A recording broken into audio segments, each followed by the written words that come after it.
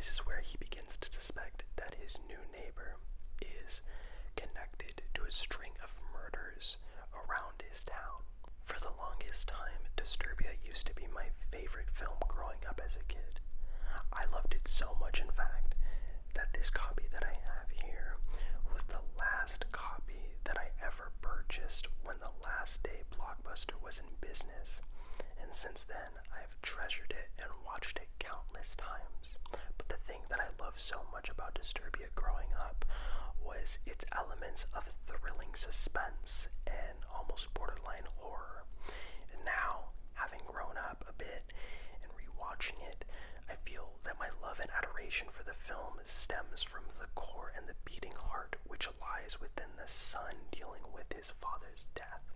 It's funny though rewatching this a decade plus later, because this sort of film wasn't nearly as popular as what it would become into the teens being the focal characters in a horror slasher, and they would be mass produced for dirt cheap, and they suck. Well, at least most of them do, which is truthfully why I feel so surprised recommending this to you guys and still loving it just as much as I did in a very different way older, because it holds up. Before you go about watching the trailer and comparing this to Rear Window,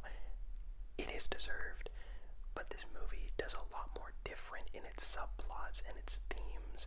and it's funny because it went even as far as getting sued for copying Rear Window. The lawsuit was dropped because there wasn't really any true hardcore evidence to say so, but it was crazy nonetheless. And I think there's a lot of maturity in the script and the direction in making sure that this story is told in as mature of a way as possible, because I think there's a big clear disconnect when it comes to like these adult directors and filmmakers making movies that are geared towards teenagers. It's through a filter where they think they know what it's like for us, when in reality it isn't, and they'll use like terms and slang that is just like so bafflingly written by 40-year-old guys. It's bad, but this actually in a lot of ways does fall into those pitfalls, and it does have that male gaze where Shia LaBeouf's character is just checking out girls and you got like the bikini shots, and that's pretty like gross, and it is very dated, but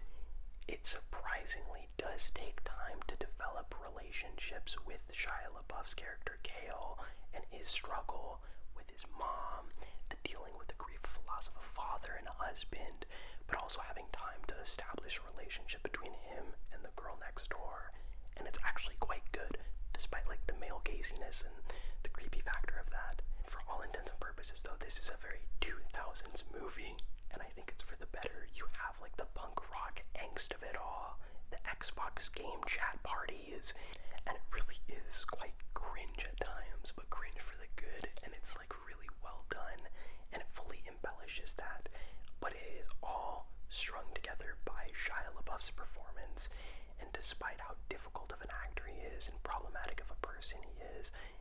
it is undeniable that he sinks himself into every character he plays, and even at a very young age when this movie came out, he does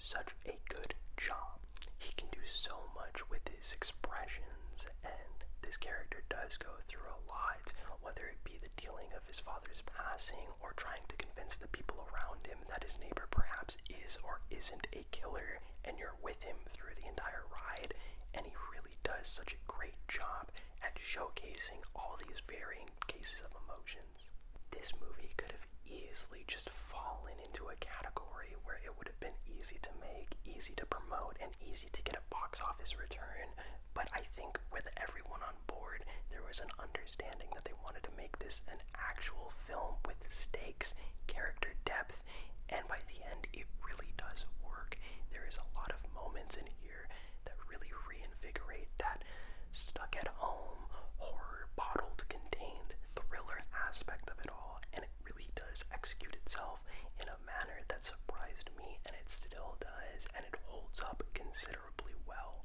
Disturbia is a dying breed of thriller which does take itself seriously, but at the same time is able to let loose and have fun. I think there used to be a time, and there still is sprinkled throughout, where it would be genre melding films, where it would be like a thriller or a horror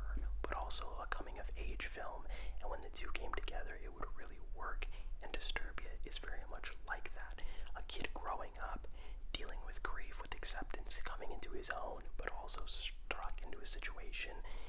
that is very crazy, and it gets from 0 to 100, and the dynamics amongst the characters is top notch.